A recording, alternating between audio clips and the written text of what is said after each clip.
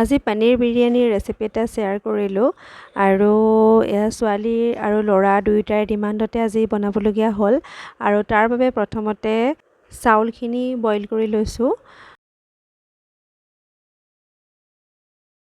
চাউলখিনি বইল হ'বৰ কাৰণে পানীতে তেজপাত, গোটা গৰম মছলা, লং, ইলাচি, দালচেনি আৰু অকণমান নিমখ দি চাউলখিনি আধা বইল কৰি লৈছোঁ।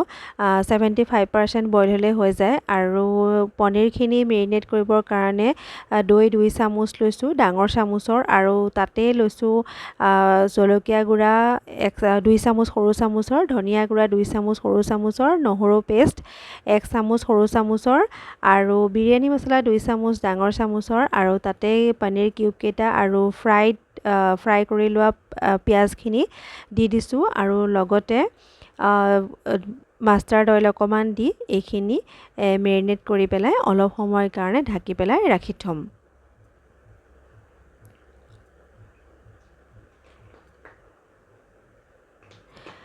আৰু এতিয়া মেৰিনেট কৰা পনীৰখিনি অলপমান ফ্ৰাই কৰিবৰ কাৰণে কেৰাহীত তেল দি তেলখিনি গৰম হোৱাত ফ্ৰাই কৰি থোৱা পিঁয়াজ আৰু তাতে মেৰিনেট কৰি থোৱা পনীৰখিনি দি পেলাই সেইখিনি অলপ সময় ভাজি ল'ম।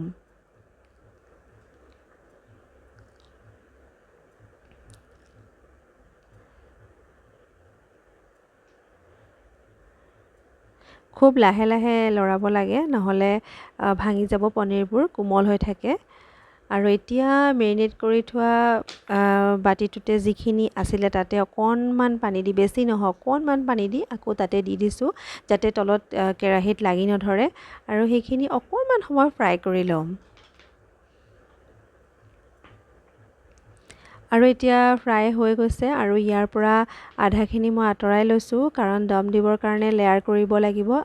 আৰু এই লেয়াৰখিনি কৰোঁতে মই গেছটো অফ কৰি লৈছিলোঁ। যেতিয়া পনীৰখিনি ফ্ৰাই কৰি হৈ গ'ল তাৰপিছত গেছটো অফ কৰি লৈছিলোঁ, লৈ পেলাই লেয়াৰকেইটা বনাই আছোঁ। আৰু এয়া লেয়াৰখিনি প্ৰথমতে পনীৰৰ লেয়াৰটো থাকিল, তাৰপিছতে ভাতকেইটা দিলোঁ, তাৰপিছতে আকৌ পনীৰ দিলোঁ, তাৰপিছত আকৌ ভাত কেইটামান দিলোঁ, দি পেলাই ওপৰত এই ফ্ৰাই কৰা পিঁয়াজখিনি দি দিছোঁ আৰু কেইটামান ভাত দি দিছোঁ।